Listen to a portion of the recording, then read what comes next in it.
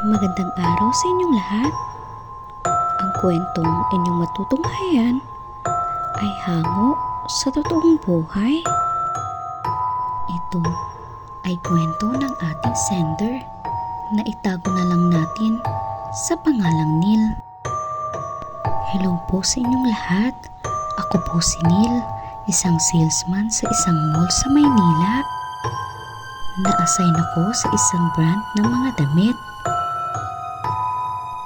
Unang pasok ko ay tinuruan ako paano makabenta at sinamahan din ako papuntang stockroom kung saan ko kukuha ng mga damit na ibibenta.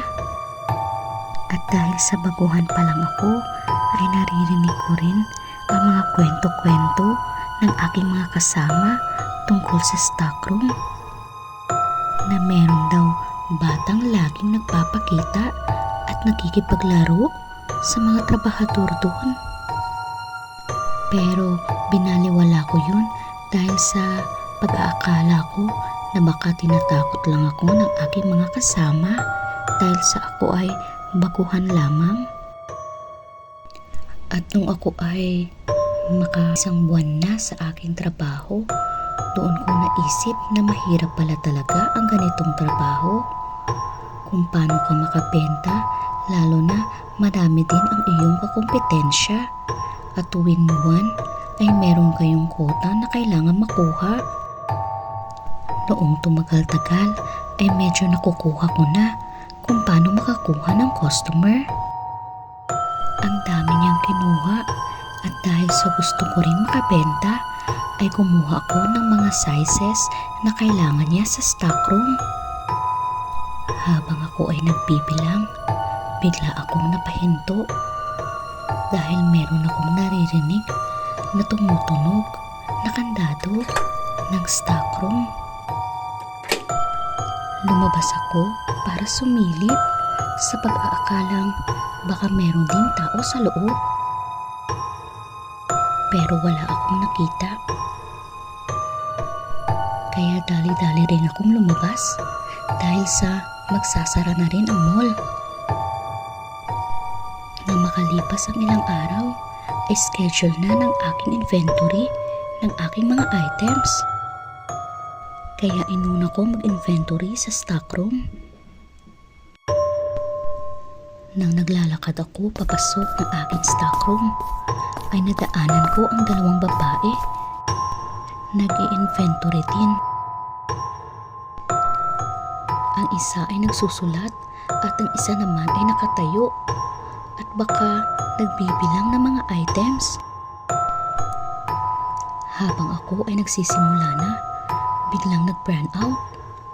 Kaya napalabas kami dahil sa sobrang dilim at kitid ng stockroom. Para kang hindi makahinga at wala kang makita ni isa sa dadaanan mo.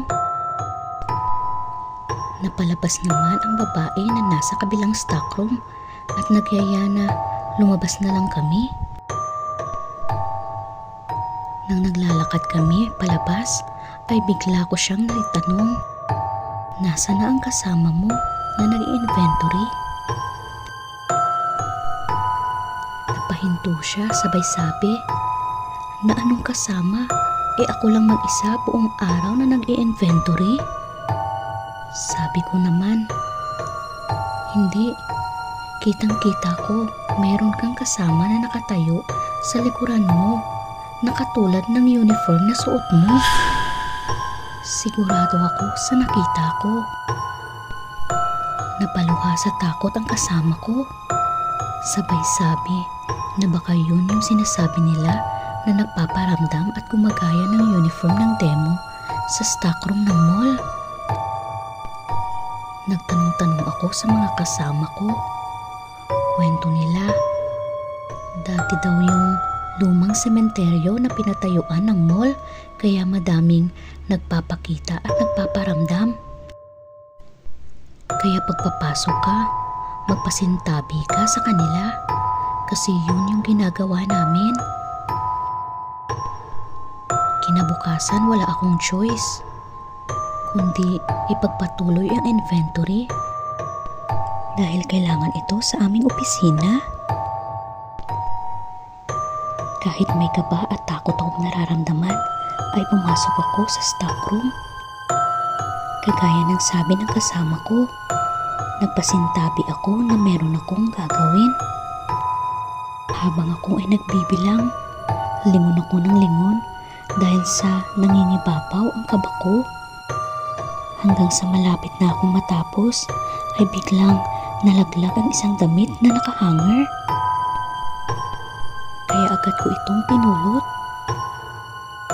Nang pagkayuko ko, ay nakita ko ang isang sales lady na katulad ng uniform namin.